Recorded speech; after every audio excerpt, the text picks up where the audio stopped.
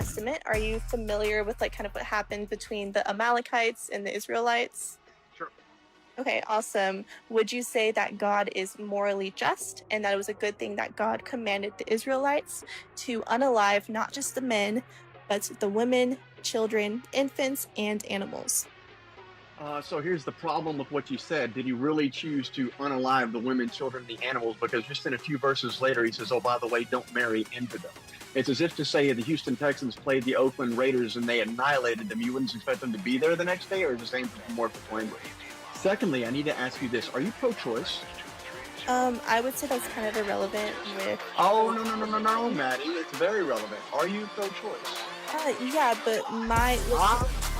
So you're talking about the unaliving of children and you're pro-choice? Goodbye!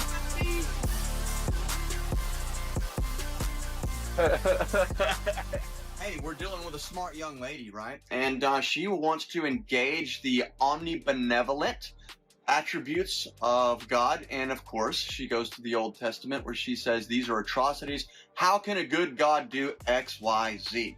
She has a very well-polished argument. You can tell she's utilized it before. She's a smart young lady. We need to observe that because level of intellect and presentation and eloquent speech means something in any debate or engagement of conversation, right? So what do? Well, first off, we got to know the argument. Well, I know the argument before it comes because as soon as she says Amalekites, I already have a pre-archived defense, just as much as she has a pre-archived attack. She thinks that, or she assumes what I'm going to say is going to lead into a trap, and likewise. So what we do is we hear the argument, we give an answer from the scripture, which I like to think that I did, and so we have to call out some contradictions. And what we assume is that a lot of the cases they've extrapolated a piece of scripture from a ChatGPT source without the contextual fluidity of the narrative, and in this case it's the Amalekites. So when she says all men, women, children have to be destroyed because God said kill them all, right? What do we do with that? If he's so good, why does he command these things? Now, obviously, there's a whole lot more to this story, but we're dealing with a specific passage, and this puts you at the disadvantage. Okay, but that's fine. We can deal with the disadvantage because we have to point out the advantage, which is what? The rest of the story. It's really easy. Hey, why did they, why is there goodness without justice and justice without goodness? You can't have one without the other. You can, but we call that the kingdom of heaven, right? We have to elucidate on what it is that we know and then point out the hypocrisy within what her worldview stands. And that's what I did here. We got a smart young lady giving eloquent speech, and she's got lofty ideas. She's got a preset trap. She's going to engage me in that trap. Answer the biblical question that's in the text, which is the why, and we expose that that wasn't really the case, and we talk about the different languages that the narrative uses. But then we attack the personal worldview, and we say, hey, listen, if you are so against the killing of children and the innocents, where do you stand on abortion? And of course, the guest was pro-choice.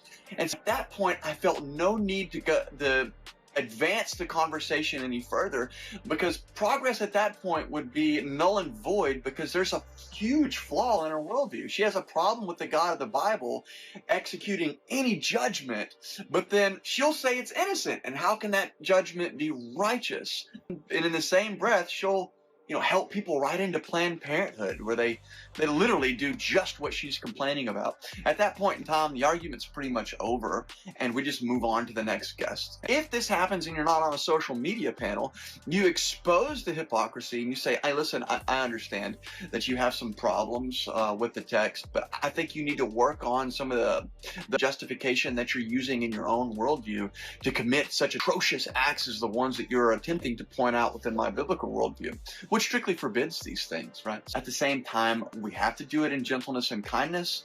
We also have to point out contradictions, okay? And so that's what happened here. So without any further ado, enjoy the video, and let's see where we can get together in his service.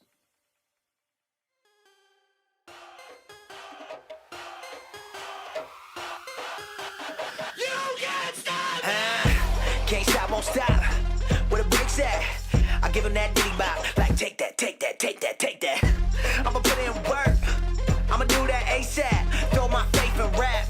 But it say don't say that. When the team get the Gatorade, my guy good, but he's not safe, nah. try to shut us down and it ain't gon' slide. Only thing I fear is God and he on my side. That's the confidence I got, cause he got me.